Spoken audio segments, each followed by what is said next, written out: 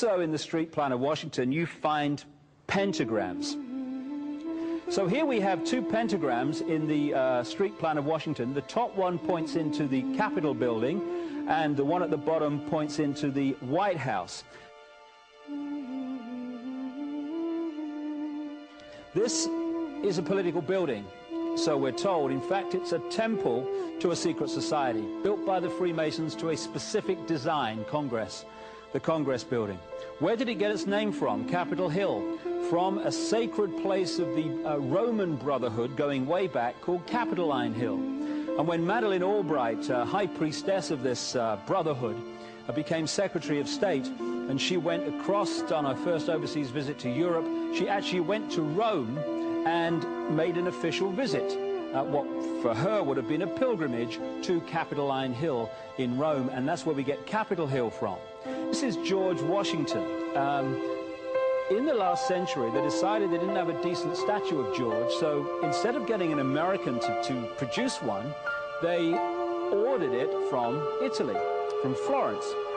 And when it arrived on the dockside, people were staggered, because here was George, the first president of the United States, depicted naked from the waist up with this cloth over his Bill Clinton's, and then pointing up one arm, pointing down the other.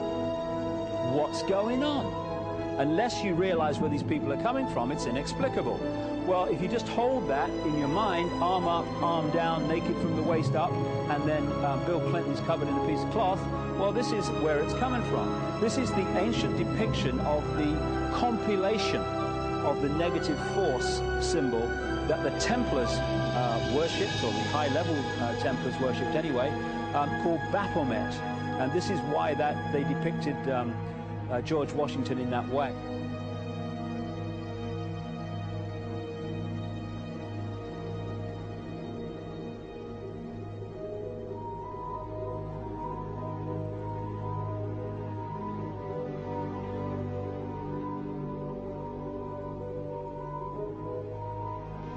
What has come to light is that it's now been, it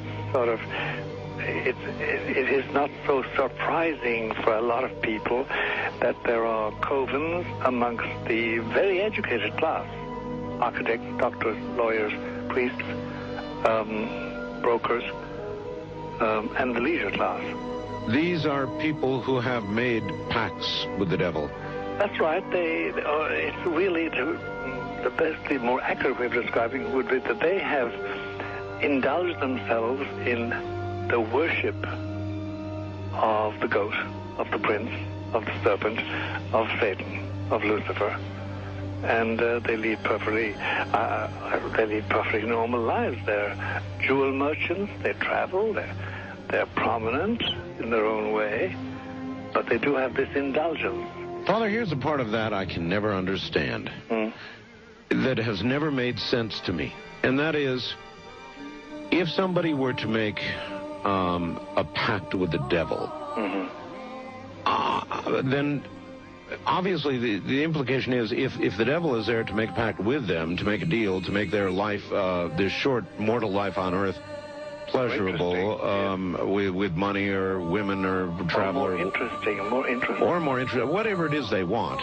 Yes. Then they are aware of the presence of the devil, and they are obviously aware then of the presence of God as well, and they nevertheless make a conscious, stupid, short-term, blind choice to take what they can get in this lifetime. And to embrace one, you must embrace the other. It's not like it's some wishy-washy person. I know you do.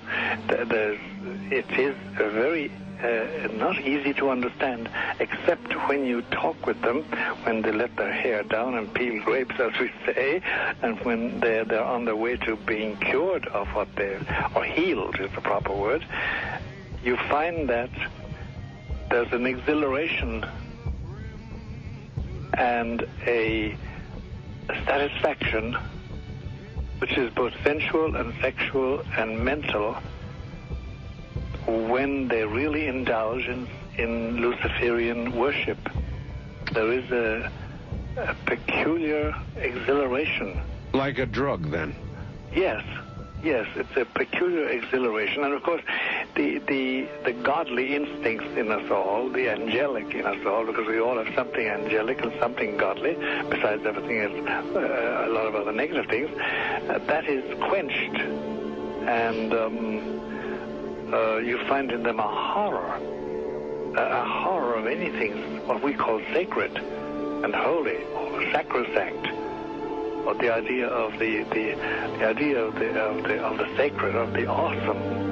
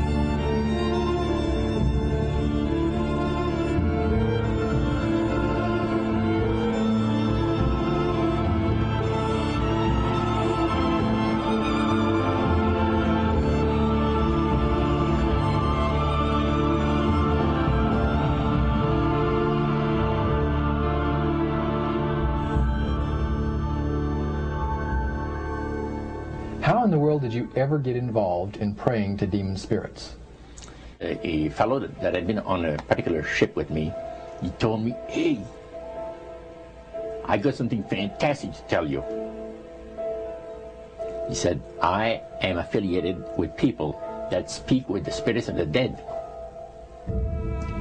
How would you like to talk to the spirit of your dead mother?" And I was shocked. I was shocked. He said, "You wouldn't be afraid of talking to the spirit of your dead mother, would you?" Well, I said, "I'll tell you what, I would have to give that some thought, because it's something I never thought about before in my life." Most of us probably haven't. A little afraid of something like that. Well, he says, you know, it's written all over your face. You're afraid of going to a seance. But he says, "I know you. He says, you're going to come."